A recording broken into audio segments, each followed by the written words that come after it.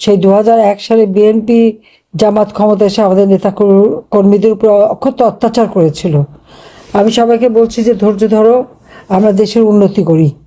দেশের উন্নতি করার মধ্য দিয়ে এটা আমাদের মানে প্রতিশোধ হবে।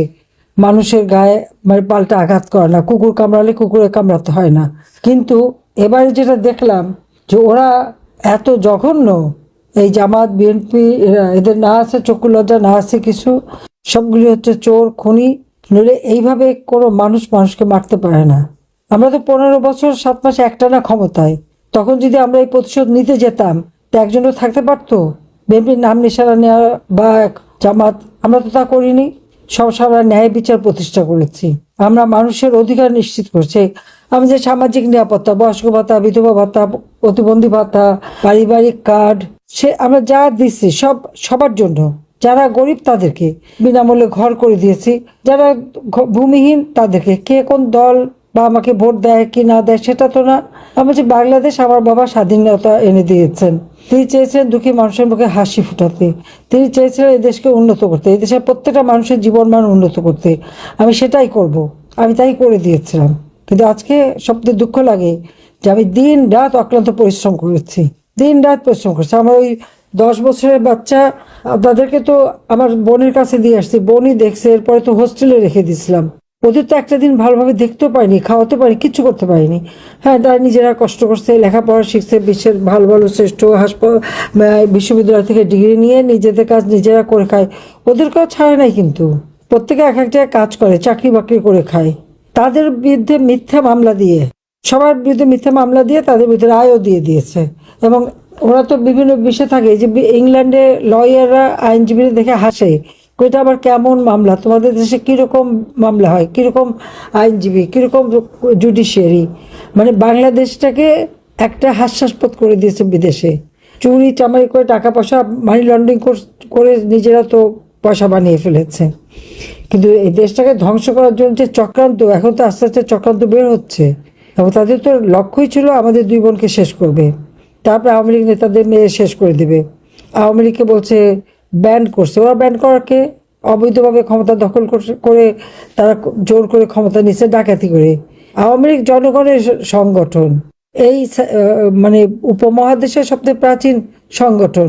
এই ওদের জন্ম তো অনেক পরে, এক একজন অবৈধভাবে ক্ষমতা দখল করছে, তাদের পকেট থেকে বের হয়েছে। আমরা তো তা না, আমরা মাটি মানুষের সাথে। সেই জন্য বাংলাদেশের মানুষের উপর এত অত্যাচার করার পরেও মানুষ তো এই আওয়ামী লীগকে ভালোবাসে। আজকে যেভাবে এক একটা পরিবারকে তারা ধ্বংস করে দিচ্ছে, ঘর বাড়ি, ব্যবসা প্রতিষ্ঠান, দোকানপাট, মাছের ঘের, মুরগির খামার, গরুর খামার, কিছু রাখছে না, সবই ধ্বংস। কিন্তু এই ধ্বংস করলে তো এটা দেশের কত বড় ক্ষতি হয়। খালি আমার একটা পরিবারকে খালি ক্ষতিগ্রস্ত করছে না, দেশেরও ক্ষতিগ্রস্ত করছে। এতে ওদের কিছু আসে যায় না, নিজের আসতে লুটে পুড়ে খেতে। আমি এটুকুই বলবো যে আমি আসার পর থেকে আপনাদের কাছ থেকে শুনি, আমার খুব কষ্ট হয়। কারণ আমিও তো একদিনে, মাত্র 15 দিন আগে দেশ ছেড়ে গেলাম। হঠাৎ শুনলাম কি মা নাই, 3টা ভাই, 2 ভাইয়ের স্ত্রী, আমার চাচা, ফুফাতো ভাই বোন মিলে 18 জন তারা নিহত। একই দিনে বাপ মা ভাই সব হারালাম। অসহায়, কোথায় যাব, কি করব? 6টা বছর রিফিউজি হিসেবে থাকতে হলো আমাদেরকে, নিজেদের নামটা আমরা ব্যবহার করতে পারতাম না।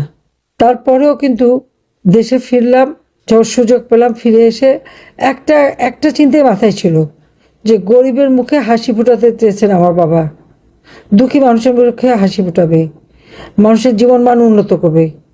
গ্রাম পর্যায়ে পর্যন্ত উন্নতি করে দিয়েছি, ঘরে ঘরে বিদ্যুৎ, রাস্তাঘাট, সব কিছু, ছেলে মেয়েদের লেখাপড়া, বৃত্তি, উপবৃত্তি। প্রায় 3,80,00,000 ছেলে মেয়েদেরকে আমি খালি বৃত্তি দিতাম, উপবৃত্তি দিতাম, বিনা পয়সায় বই, মেয়েদের শিক্ষা অবৈতনিক, সবই তো করে দিয়েছিলাম। যুবকদের জন্য কর্মসংস্থান ব্যবস্থা, কর্মসংস্থান ব্যাংক করছে, সেখানে কোনো জামানত ছাড়া তারা ঋণ নিয়ে ব্যবসা করতে পারে। বর্গা চাষিদের বিনা জামানতে ঋণের ব্যবস্থা করে দিয়েছি। কৃষকের ফসল যাতে বেশি উৎপাদন হয়, মানুষের জন্য খাদ্য কষ্ট না থাকে, সেটা আমি নিশ্চিত করে দিয়েছি। আমাদের অপরাধটা কি? কমিউনিটি ক্লিনিকের মাধ্যমে 30 প্রকার ওষুধ বিনামূল্যে দিয়ে চিকিৎসা করাই। তারপর আমাদের নেতাকর্মী এত অত্যাচার কেন? যারা অত্যাচার করেছে সব নাম তালিকা রেখে দিতে হবে। দিন একভাবে যায় না, দিন একভাবে যায় না। আমরা তো 15 বছর 7 মাস ক্ষমতায় ছিলাম। হ্যাঁ, ক্ষমতা থাকার জন্য তো আমরা মানুষ হত্যা করি নাই, কিন্তু আমার নামে মিথ্যা অপবাদ সে 1400 মানুষ হত্যা করছে। আজ পর্যন্ত নামও বলতে পারলো না 1400 মানুষের। তার মধ্যে 456 জন তো জীবন্ত ফিরে আসছে, যাদের কথা বলছে তারা কেউ শহীদ হয়নি। 52 জন মারা গেছে অসুখ বিসুখ হয়ে, আর বাকি নামের কোনো ঠিকানাই নাই। তো এই যে মিথ্যাচার করে করে এরা মানুষকে বিভ্রান্ত করে যেভাবে ঘটনা ঘটালো, এখন দেশের মানুষ তো টের পাচ্ছে। সেই সময় যে মিথ্যাচার করে তাদেরকে ধোঁকাবাজি দিয়ে তারপরে যে আমাকে সরকার থেকে হাঁটালো, এখন কি অবস্থা দেশের? চাল ডাল তেল লবণ প্রত্যেকটা জিনিসের দাম বেড়ে গেছে। কোনো মানুষের জীবনে নিরাপত্তা নাই, না ঘরের নিরাপদ, না বাইরে নিরাপদ, না রাস্তায় নিরাপদ। মানুষের জীবনের কোনো মূল্যই এদের কাছে নাই। এইভাবে একটা দেশ চলতে পারে না। প্রত্যেকটা মানুষের অধিকার আছে বাংলাদেশে। আর মারার পরে আবার উল্টো মামলা দেয়, আর যারা মারে তারা হলো হিরো। তো হিরোরা কিভাবে জিরো হয় নিশ্চয় একদিন হবে। তো আপনারা যারা আপনজন হারিয়েছেন, আমি জানি আপনাদের কষ্ট, কারণ আমি তো আপনজন হারা। আর এখনো তো আমাদের ঘর বাড়ি সব তো লুটপাট, ব্যাংক ট্যাঙ্ক সব লুট, সব বন্ধ।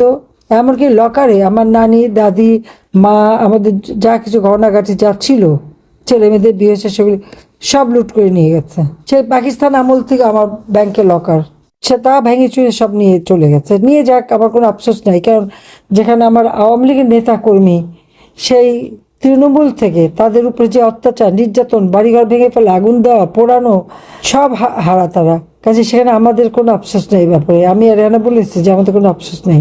যদি আমাদের কিছু থাকে জনগণকে দিয়ে দিচ্ছে, আবার জনগণকে দেবো। 32 নম্বর বাড়িটা আমরা তো 2 বোন বাড়ি নেই না, আমরা তো জনগণকে দান করে দিয়েছিলাম। যে আমার বাবা তো সারা জীবন এই দেশের মানুষের জন্য করেছে, কাজে মানুষের জন্যই এটা থাক।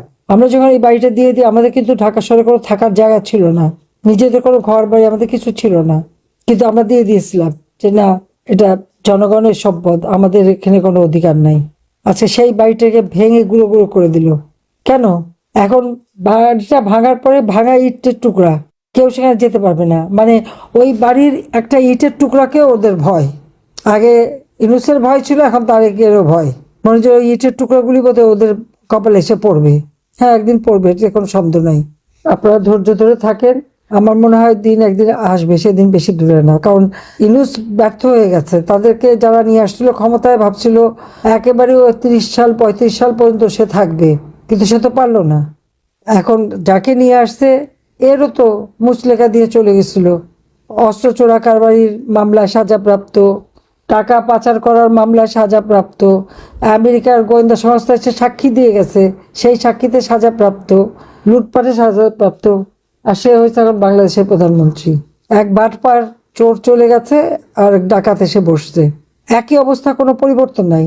এই যে ইলেকশন হয়ে গেল, সবাই ভাবছিল যে একটা গণতন্ত্র আসবে। কিসের গণতন্ত্র আসলো? তাও তো আসেনি। বরং মানুষের কষ্টই। এখন আমার আওয়ামী লীগ নেতাকর্মীর উপর তারা অত্যাচার করে যাচ্ছে। এখন সময় আসছে, রুখে দাঁড়াতে হবে। কাজেই সবাইকে আপনারা একটু ধৈর্য ধরে থাকেন, ইনশাল্লাহ দিন একদিন ফিরবে। আর যারা এইভাবে আপনাদের উপর আঘাত করছে, তাদের প্রত্যেকটা ফোঁটা রক্তের আমরা হিসাব নেব। এটা আমার ওয়াদা জনগণের কাছে, আপনাদের কাছে। সবাই ভালো থাকেন, সুস্থ থাকেন। আমি আছি একাই, আমরা 2 বোন, কিন্তু আমাদের কিছু চাওয়া পাওয়া নাই, সব হারাইছি। এই জন্য কোনো আফসোস নেই, কারণ আমার বাংলাদেশের আমার আওয়ামী লীগের নেতাকর্মী সবার হারিয়ে সবাই নিঃস্ব। কিন্তু দেশের মানুষের জন্য অবশ্যই আবার দিন ফিরবে, আবার মানুষের উন্নতি করবে। সবাই ভালো থাকেন। খোদা হাফেজ। জয় বাংলা, জয় বঙ্গবন্ধু, বাংলাদেশ চিরজীবী হোক।